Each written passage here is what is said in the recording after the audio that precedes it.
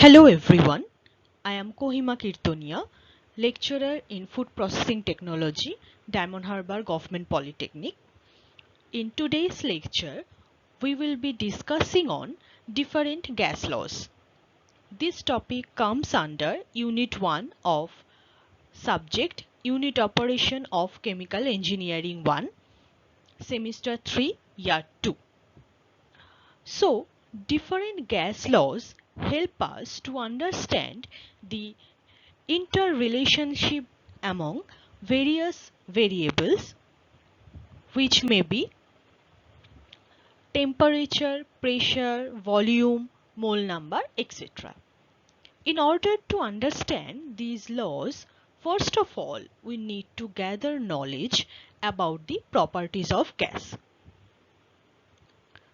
So, in the next slide, we will be discussing about the properties of gas. Gases possess characteristics which are different from solid and liquid. Now, I am going to discuss each properties one by one. Unlike solid, gases do not have any specific volume or shape. Hence, it can occupy the whole space given to it. The next one is gases are extremely compressible in nature. As the intermolecular attractive forces are very negligible for gases, hence they have very low density. Next point is they can diffuse very easily, and the last one is they can produce perfect elastic collision when they exert pressure on the wall of a container. So, these slides explain all properties of gases. These are very important in understanding of different gas laws.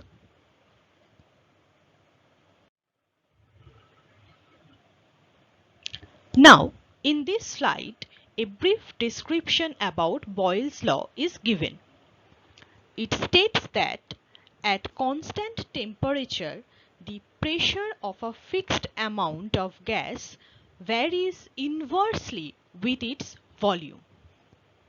So, mathematically, it can be represented as the pressure of a gas, which is represented by P, is inversely proportional to its volume, that is V.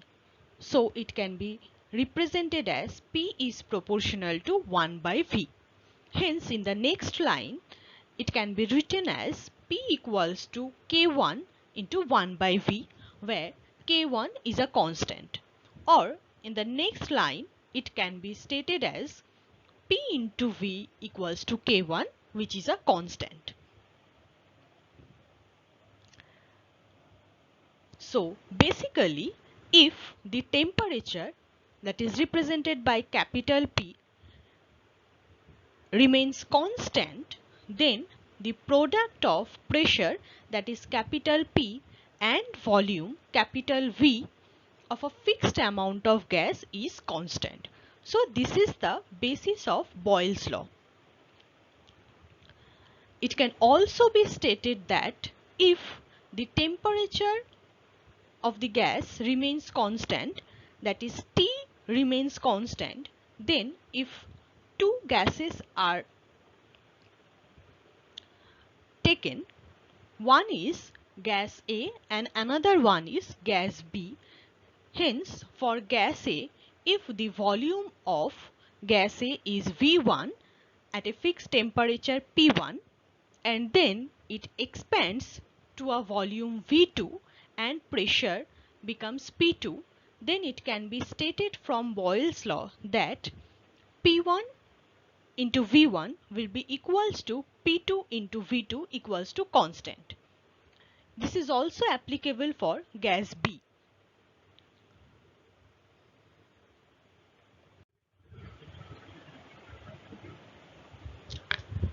Here it is the graphical representation of Boyle's law. From the graph, it is clearly seen that the pressure of a gas and the volume of a gas is correlated as if pressure is increased, then volume gets decreased. So, in y-axis there is pressure and in x-axis there is volume. So, if with increasing pressure the volume gets reduced.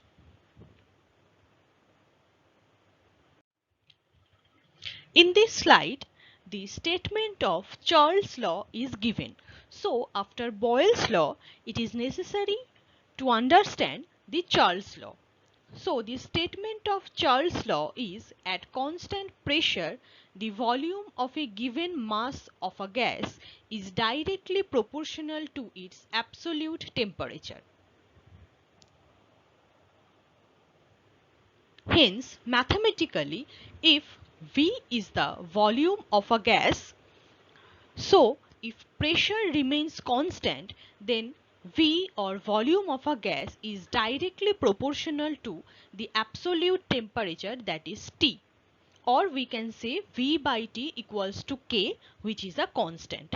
Hence, it can also be stated that if pressure of a gas remains constant, then volume of a gas V1 at a temperature T1 changes to V2 at a temperature T2. Then from Charles' law, it is true that V1 by T1 will be equals to V2 by T2, and that will be a constant.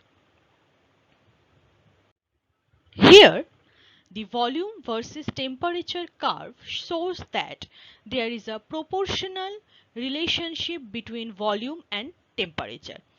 And this proportional relation is directly proportional. That is, volume and temperature is directly proportional to each other. So, in that case, with increasing temperature, the volume gets rises.